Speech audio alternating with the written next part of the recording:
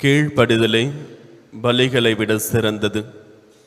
இயேசுவில் பிரியமான சகோதர சகோதரிகளை, இன்றைய முதல் வாசகத்திலே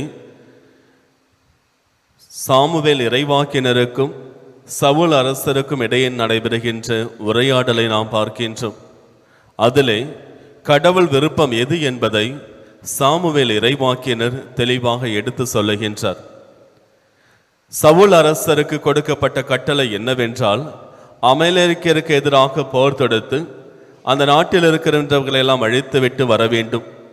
அதிலும் அங்கிருக்கின்ற கொள்ளை பொருட்கள் எதையும் தங்களுடைய நாட்டிற்கு கொண்டு வரக்கூடாது என்பதுதான் கொடுக்கப்பட்ட கட்டளை.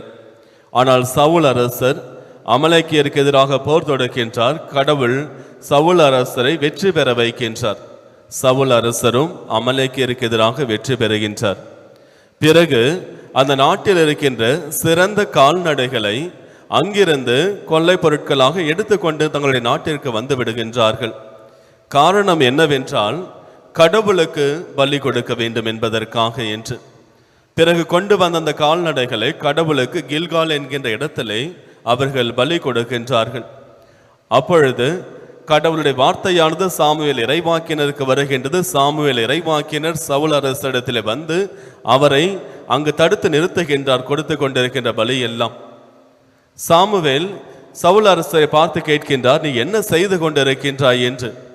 கடவுளுடைய கட்டளை நீ மீறி விடாய் என்று சொல்லுகின்றார்.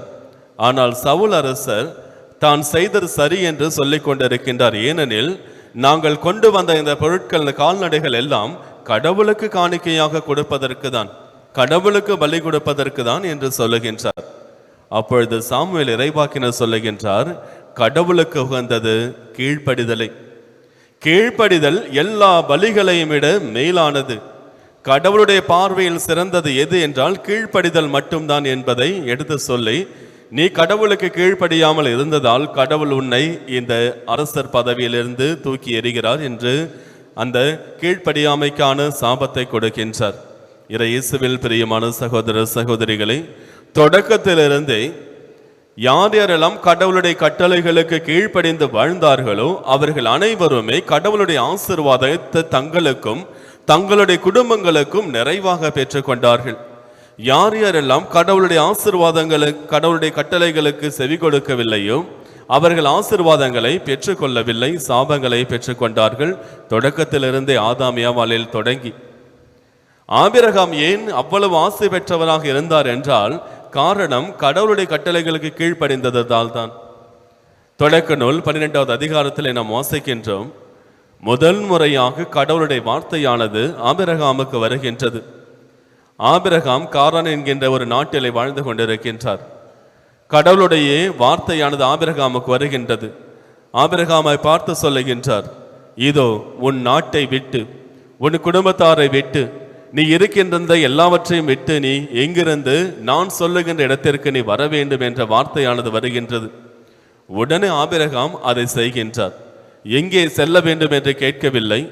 ஏன் நான் அனைத்தையும் விட்டுவிட்டு வர வேண்டும் என்று கேட்கவில்லை. அந்த கடவுளத்திலே முதன்முறையாக உரையாடுகின்றார். ஆனால் இருப்பினும் அனைத்தையும் விட்டுவிட்டு ஆபிரகாம் கடவுளுடைய வார்த்தைக்கு கீழ்ப்படைந்து அங்கிருந்து சென்று விடுகின்றார். எந்த அளவிற்கு கீழ்ப்படைந்தார் என்றால், தன்னுடைய ஒரே மகனான ஈசாக்கை பலியிடுகின்ற அளவிற்கு கடவுளுடைய வார்த்தைகளுக்கு செவி கொடுத்து அவர் கீழ்ப்படைகின்றார்.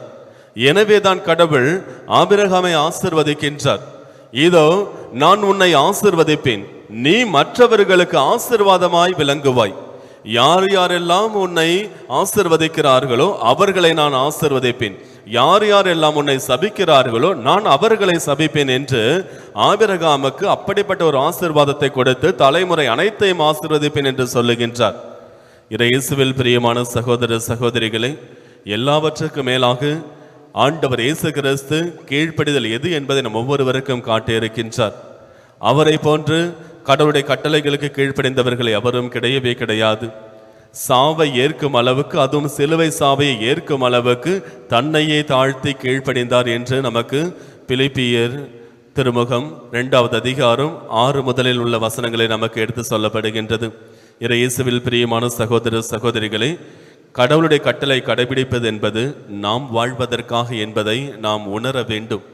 கடவுளுடைய கட்டளை கடைபிடிப்பதால் தான் நமக்கு ஆசீர்வாதம் கிடைக்கின்றது, நம்முடைய வாழ்வு நலமானதாக இருக்கின்றது. அதனால் நாம் தான் வாழுகின்றோம். கடவுளுடைய கட்டளைகளை புறக்கணிப்பதால் நாம் சாபத்தை பெற்றுக் கொள்கின்றோம். இணைச்சட்டம் 28வது அதிகாரம் 1 முதலில் உள்ள வசனங்களை எடுத்து நீங்கள் வாசியுங்கள். அதிலே கடவுளுடைய கட்டளைகளை கடைபிடித்தால் இவ்வளவு ஆசீர்வாதம் கிடைக்கும் என்பது கொடுக்கப்பட்டிருக்கின்றது. அதிலே சொல்லப்பட்டிருக்கின்ற வசனங்கள், இதோ கடவுள் உனக்கு கொடுத்திருக்கின்ற கட்டளைகளை நீ கடைபிடித்தால் இறைவனிடமிருந்து ஆசீர்வாதங்களை பெறுவாய், நீ நிறைய ஆசீர்வாதங்களை பெறுவாய் என்று சொல்லிவிட்டு ஆசீர்வாதங்களை ஒன்றொன்றாக சொல்லுகின்றார்கள்.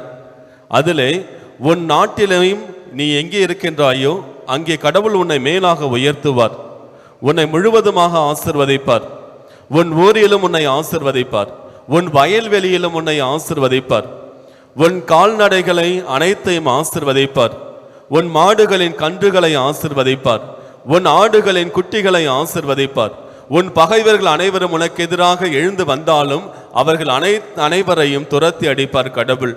நீ சென்றாலும் ஆசீர்வதிப்பார், வந்தாலும் ஆசீர்வதிப்பார், எங்கே இருந்தாலும் உன்னை கடவுள் ஆசீர்வதிப்பார். நீ செய்ய வேண்டியதெல்லாம் அவருடைய கட்டளைகளை கடைபிடித்து வாழ்ந்தால் போதும் என்று சொல்லுகின்றார். இயேசுவில் பிரியமான சகோதர சகோதரிகளை, கடவுளுடைய கட்டளை கடைபிடிப்பது என்பது ஆசீர்வாதங்களை பெற்றுக்கொள்வது என்பதை தெரிந்து கொள்ளுங்கள். கடவுளுடைய கட்டளைகளை நாம் கடைபிடிக்கின்ற போது ஆசீர்வாதங்களை பெறுகின்றோம். நம் ஆசீர்வாதங்களுக்காக ஜெபித்து கொண்டே இருக்கின்றோம். ஆனால் இறைவன் சொல்லுகின்றார், ஆசீர்வாதங்களை நான் உங்களுக்கு கொடுத்து விட்டேன், கட்டளை கடைபிடித்து ஆசீர்வாதங்களை பெற்றுக்கொள் என்று இறைவன் ஒவ்வொருவரையும் பார்த்து சொல்லுகின்றார். ஆண்டவர் இயேசு சொல்வது போன்று லூக்கா நற்செய்தி 11வது அதிகாரம் 28வது வசனத்திலே, ஆண்டவருடைய வார்த்தைகளுக்கு செவி கொடுத்து அதை கடைபிடிப்போர் அனைவருக்கும் மேலாக பேறு பெற்றவர்கள், மிகுதியாக பேறு பெற்றவர்கள். ஆமீன்.